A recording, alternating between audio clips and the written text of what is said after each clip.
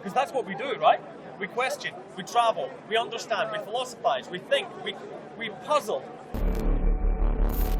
I can only hope that when I'm searching and I'm doing that analysis, that the truth will then be revealed to me, and then I will know the origin. So when you go to Cape Canaveral and you see the space shuttle taking off, you are awe-inspired by what you see. Okay. And you are awe-inspired by those whose hands fashioned such an amazing thing. Actually, yeah. So what about the universe? If we accept that the idea that it's created by a creator God, right? Is it also reasonable to assume its motivation? Motivation. Well, why? Why did it create everything? So what you've done is you've taken away aspects of the decision to where it's only acceptance or refusal. It's more honest. I appreciate It's certain. It's easier. It's easier. It's easier. But the point here is that, you know, there's a verse in the Quran and it says this, and they ask you for signs. Tell them, have I not shown you enough?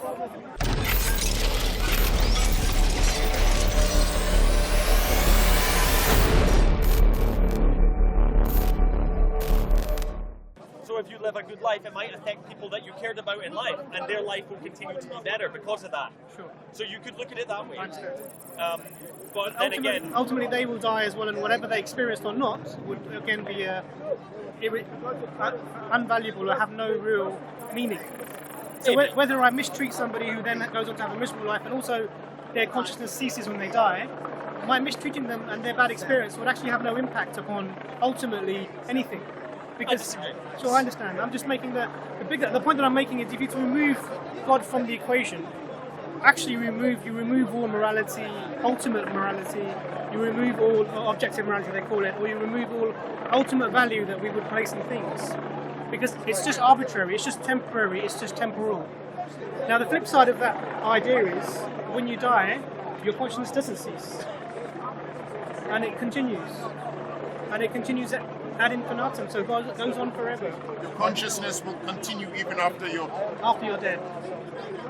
So your soul is inhabiting. So the Muslim perspective, okay, your sorry, soul is in you're your talking body. of the soul. Absolutely. Okay. So an explanation for consciousness would be, a theological explanation would be that if this is the software to the hardware. Do you understand?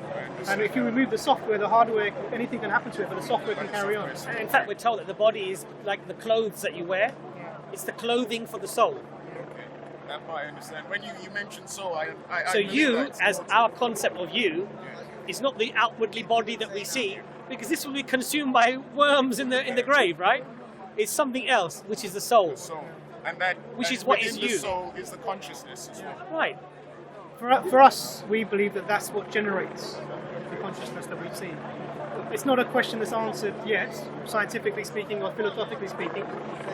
It may not be answered. It's a very hard question. So, but our explanation for that is that. But so the flip side is if you die and your consciousness carries on, as all of the cultures as we know have believed.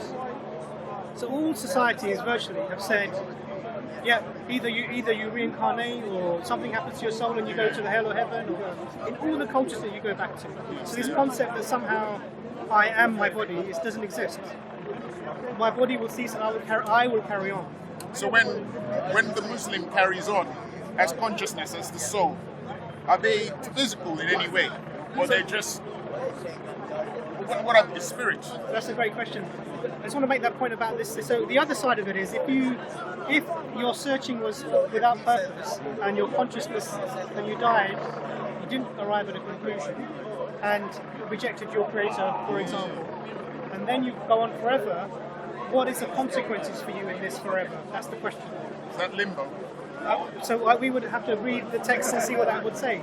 So it could be a state where you're judged, or it could be a state where you're punished, it could be all sorts of things. So what you need to do for yourself is, I would say definitely have a goal. Definitely search with an end in mind. And the other part of it is that know that there have been no societies, until very modern society, who believe that when you die, that's it. No one has believed this. This is a sort of modern concept. But if you're going to do Pascal's wager, and you know Pascal's wager, if you lived a religious life, and you were good, and the world ends, and your body ends, and your consciousness ends, you've lived a good life. You've kept away from the things that would have harmed you, that harmed society, harmed your fellow man, and you've kept yourself healthy and fit, and you've been good. You end, although that ultimately has no meaning, it's still a good life. Now, if you rejected the Creator, and you live your life however you want because you believe that your consciousness will end when you die, and then it doesn't end, then you're bearing the consequences of having lived that bad life. Bear the consequences. And that consequences could be anything. Hellfire, punishment, whatever that might be. So I think it's really important. Potential counterpoints. I'm sure there are. That Definitely needs to be said. I would say with this idea is that you can live a life good by the way that you judge it, or you could follow other people's systems of what is a good life, such as the Muslim system and such. Right, it has a prescription of what you should do for it to be considered good or holy, or whatever it is. Right? Now, you could do that, you could live in all those ways, potentially without accepting the axioms of there being a creator God that created you and there's heaven. You could live that way without accepting that. But presumably, if you don't accept that, you will still be punished for that. And if that's the case with the Pascal's wager case, and if that happens, I would be disappointed if that was the idea of God, that it would be that petty. Now, there's obviously different ways of looking at it. That's one perspective. Other people would say, no, that's justice. It needs to be that way. It's difficult to say. But you understand me? You can live a life like this that doesn't harm others, that's good for your soul, and all this stuff. You don't need to accept those axioms. If you go to hell, well, it's not that fair. Let me give you the counter to the counter. Sure. So that's a really good point you make. So why not live the life and forget about God? Right? Okay, so let me give you that. I'll give you an analogy of this. You don't need to forget about it, but it's, from my knowledge, it's important for various religions that you have to say, I believe this. And I'm not questioning that. Okay. So I'm not talking about the saying, I'm talking about the accepting the Creator. So, and your actions are with your limbs and with your words. No one knows what's inside you, so you have to make the action. Yeah? So that means accepting the Creator. Now, let me give you an analogy. There's a guy, he's absolutely rich, gives loads of money to charity. Every year he builds 100 orphanages. He's always doing philanthropic work, well-respected, famous person who's just known to be this really, really great guy. And you're a journalist, and you say, you know what, I'm going to go and find out how this great person grew up and how he got his great morals and how he learned how to be who he is, because I think it's really important that we give this type of upbringing to other people to create these great, good people. And you find out, he has parents and their parents are living in a certain place. So you go to that place and you're looking for his parents. And what you find is you get directed to a little hut, and in the hut is a very old man and old woman, single room, clay stove in the corner, hole in the roof for the smoke. And you say, are you such and such parents? He says, yeah, he said, he's our son. Oh, you must be so proud of him, he must, why are you living like this? And they say, we raised him until he was about 10 or 11, and, there were some issues, and he left. And we haven't seen him since. Every now and then we get a call and he says he's okay, but that's all. And we never hear from him. What do you think of that man now? Good or not good? You need to know the circumstances of his upbringing. But tell me. But they say that they've raised him up. So what do you think of that man? Now it puts his good into perspective, right? It's come down a few notches. So now, why is that? Because we recognise he's not showing gratitude to his parents. And why? His parents, they brought him up, they fed him when he couldn't be fed, they changed him when he couldn't be changed, they held his hand when he couldn't walk, they taught him to walk, they taught him to talk, they taught him his basics. By the age of 7, you have your basic psychological makeup. And our Prophet said, love the children until they are 7 and teach them until they are 14, and then they're adults. You let them go into the world. So they've done all of that. Now, so then let's flip this now to the religion now. Someone gave you a life. Someone gave you your heartbeat. Someone gave you your sight. Someone gave you your health. Someone gave you your wealth. Someone gave you the world that we're living in, the air that we have. In Islam, the first verse of the of the Quran, apart from Surah Al-Fatiha. Surah Al-Fatiha, is Alhamdulillahi Rabbil Alameen, and that means all praise is God's, the Lord of the worlds. Why is that? What are we praising? Thank you for everything. My life, my health, my wealth, my family, my children. And this is what's required of us. Are you not grateful to your Lord? The Quran asks you this question. Are you not grateful to your Lord? In another place, which of the favours of your Lord will you deny? So these things are always put forward to us. So the idea of being good without praising the one who gave you even the ability to be good is the same as this man who's ignoring his elderly parents in need when he has everything. That's insults into the Creator. One of the other concepts Imran touches on, is mashallah, very well explained, is that we are a slave and we worship something regardless of whether we want to or we don't. You look at society, humanity today. If you're a man of science, when you sit next to Hawkins, you don't talk to Hawkins and revere that person the same that you would revere the one who was sweeping the road outside. Yes? Because now you're a scientist, you look at him, you shake his hand, you want your picture with him. This is a form of, well, you could say worship, you could say, holding him in high esteem, showing gratitude for his input of what he's given to you, right, etc., etc. A man who comes and he helps you, you're hungry, he says, come, please, I feed you, is different to the one who walks past you and ignores you. So we worship Allah, we revere Allah, we accept Allah just for the fact of who Allah is. The majesty of Allah is such. So when you go to Cape Canaveral and you see the space shuttle taking off, you are awe-inspired by what you see. And you are awe-inspired by those whose hands fashioned such an amazing thing. So what about the universe? Who fashioned that? Well, that's the thing. I don't know who fashioned it, but whoever did is someone amazing. Right. So whoever fashioned the universe and fashioned everything in the universe, and not only fashioned it, but we say, Allah says, kun fayakun, simply said be, and it was. May I present a caveat, because it's a question that I'm currently pursuing and probably will be for a very long time, is more or less. Also, all of the evil or the potential for evil and suffering is also inherent within being, and therefore also inherent in the creation. I would like to know what the explanation or justification is for that. I've got my own ideas about what it might be, but that's important to say. What was the question? The problem of evil, basically, is talking about the evil exists, the suffering exists. It's inherent. It's seemingly inherent within the system that the world, that the universe has been created, presumably by God. And why? Yeah, there's various answers. Shaitan was created by God, wasn't he? Shaitan was created by God, and Satan for the Christians. These concepts have been discussed and are even being discussed, even within Islamic theology and Christianity and Judaism, etc., etc. Now, it's all about perspective. Now, if I were to show you, and you weren't medically trained, and you hadn't seen this procedure before, I show you a woman, suddenly a man comes with a sharp implement and he cuts open her stomach, and you're witnessing this, and you would obviously take a step back and you would be horrified. How brutal, how vicious, how horrible this act, how violent this act is.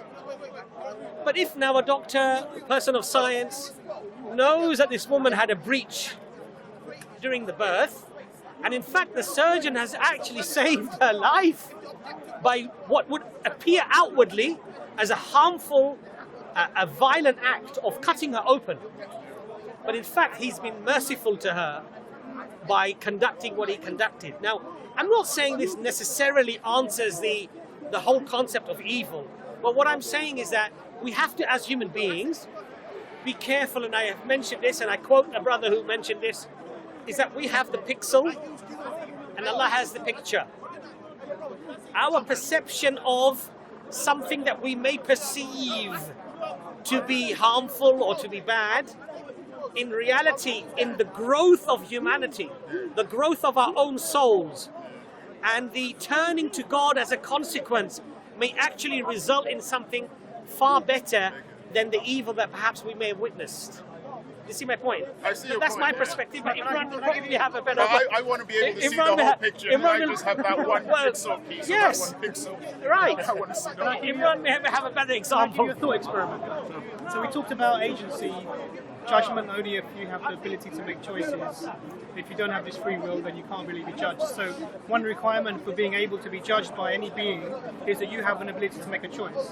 So let's do a thought experiment. Let's make a world, and this is your philosophical, you probably come across this argument. So let's make a world in which there is no evil or suffering at all. There's no choice. Ultimately, it's an amoral world. Everything, and even there is no good either. That's right. Because everything is. So as soon as I think a bad thought, it changes. If I were to try and stab this person with a knife, it becomes a butterfly. If I were to jump off a cliff, I would start to fly. In that system, I'm bereft. I've taken the choices are taken away from me. I become a being that has no choice, and I can't be judged. I have no moral capacity. Flip it the other way. Let's take a world in which only evil happens. Everyone is killing each other, everyone is raping each other. No one can do good.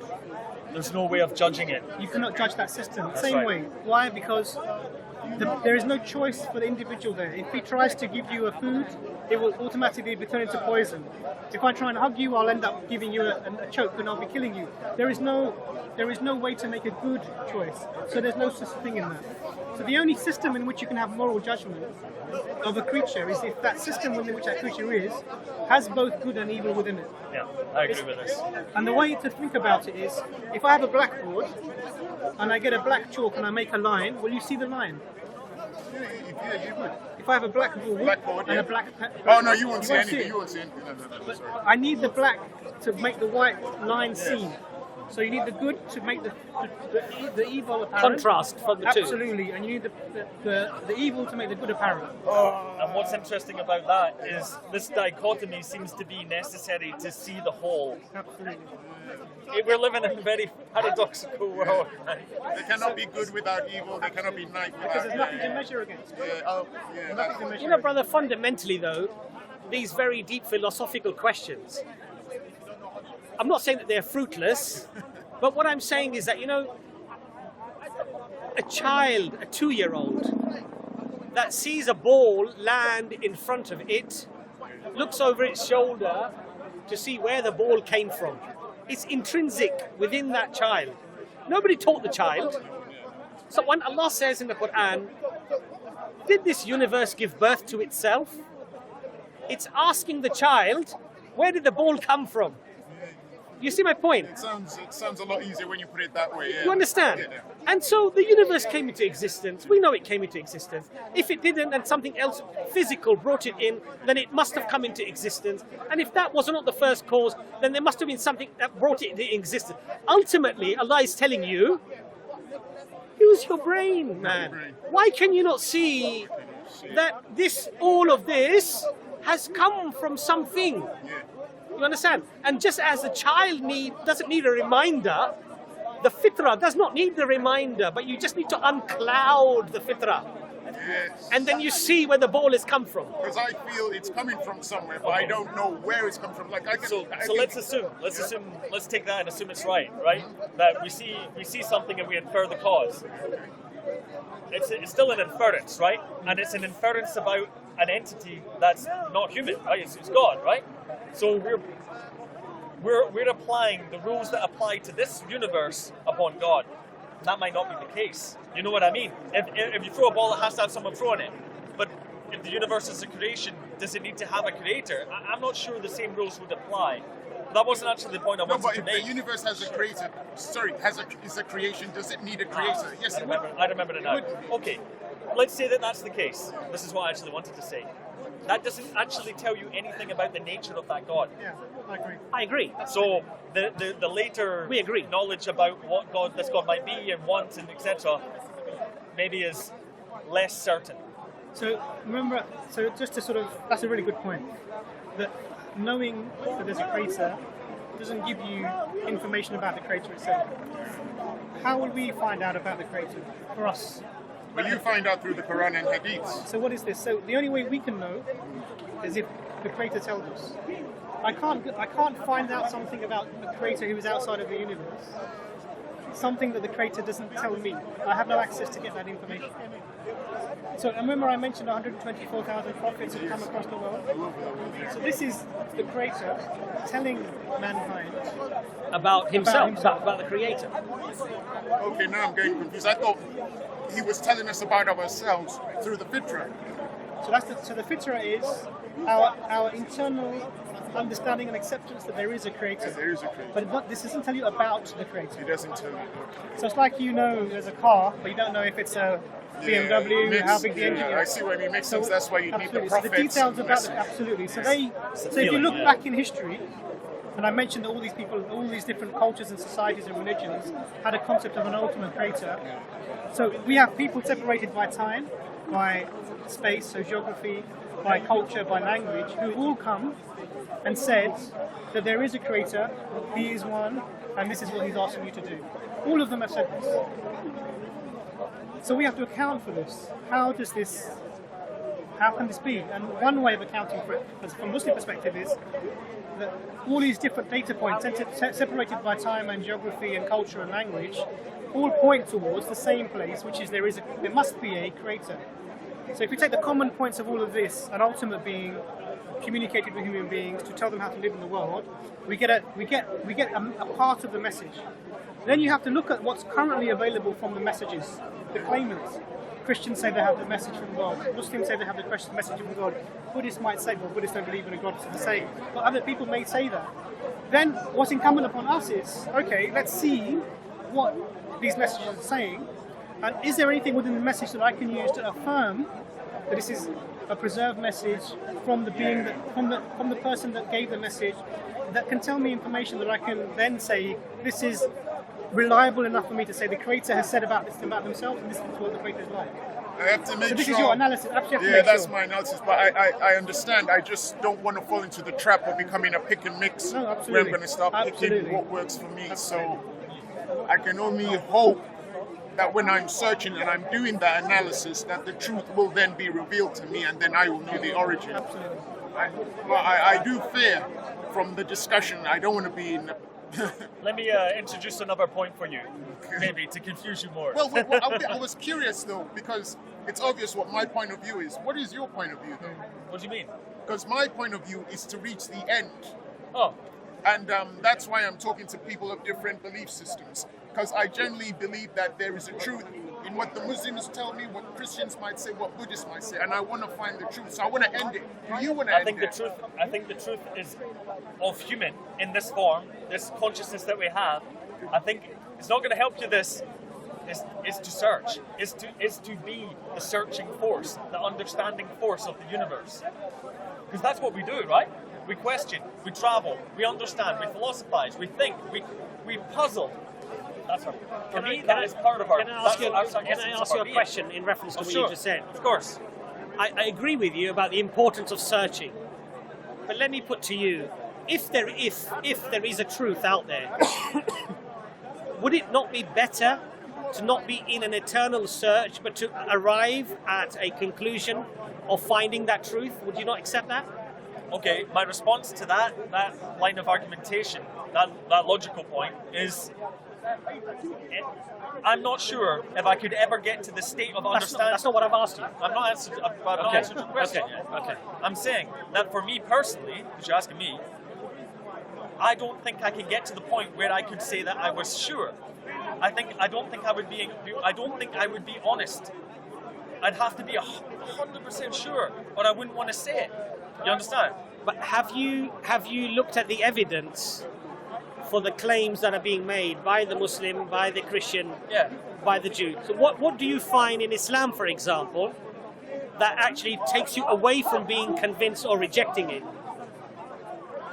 There's a major point. There's a number, but this is not something that I don't spend much of my time these days thinking about the religious argumentation. I go more on the metaphysical, philosophical side, separate from doctrine, but I'll try and answer that.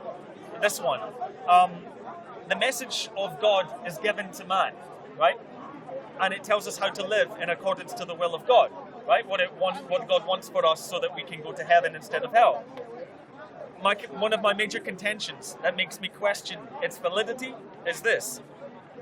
It would be possible for the God to put that guidance into your being.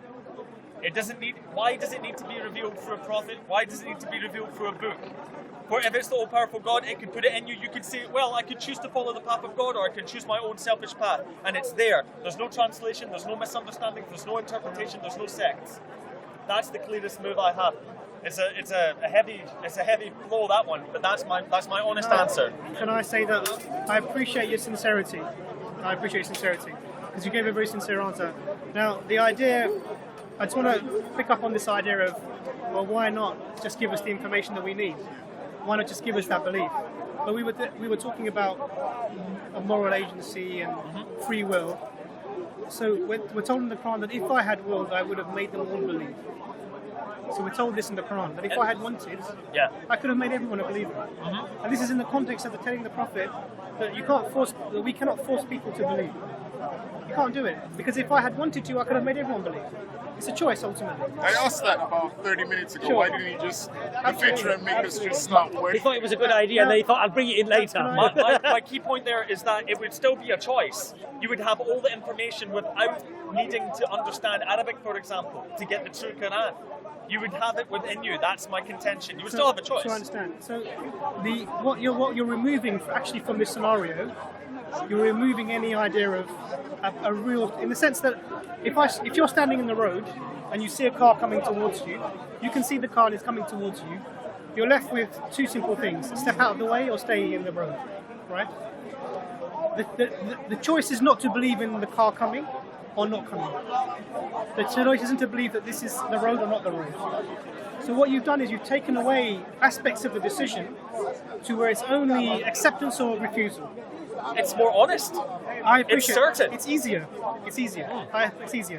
But the point here is that, you know, there's a verse in the Quran and it says this, and they ask you for signs. Tell them, have I not shown you enough? So I believe that this thing that you're talking about, make it clear for us. We're in that place. I think it's clear. You come from a biological background. Well, biology background, not biological background, all biological. Hopefully, yeah. You're not an alien. Okay. If you look around, I mean, biology is amazing, especially when you get into biochemistry and you get into the nuances of what's happening even in organelles. It's very complex. Absolutely complex. And then there's quantum physics behind it all. Absolutely, this world is amazing. There's no way I could ever, for me personally, forget the scientific arguments or philosophical arguments. From my Fitrah perspective, this is never going to be a mistake, an accident, a hapstance. Okay. It's never going to be that. And so for me, when I speak with people who sort of, I'm not sure, look around. And there's a verse in the Quran, also just another verse in the Quran that says that I will show them signs in the horizons within themselves, until the truth is manifest and they know this is from the Creator.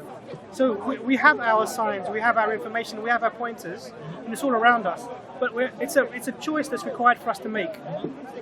And you're given sort of a blank slate almost. The Fitrah is there, and then you're given, be in the world, look around, and you come to your conclusion. I mean, have you read the Quran at all, William? I read about 60 pages of it. Really? Yeah. From the start, 60 pages. The from first the 60 start pages. To wherever that goes, yeah.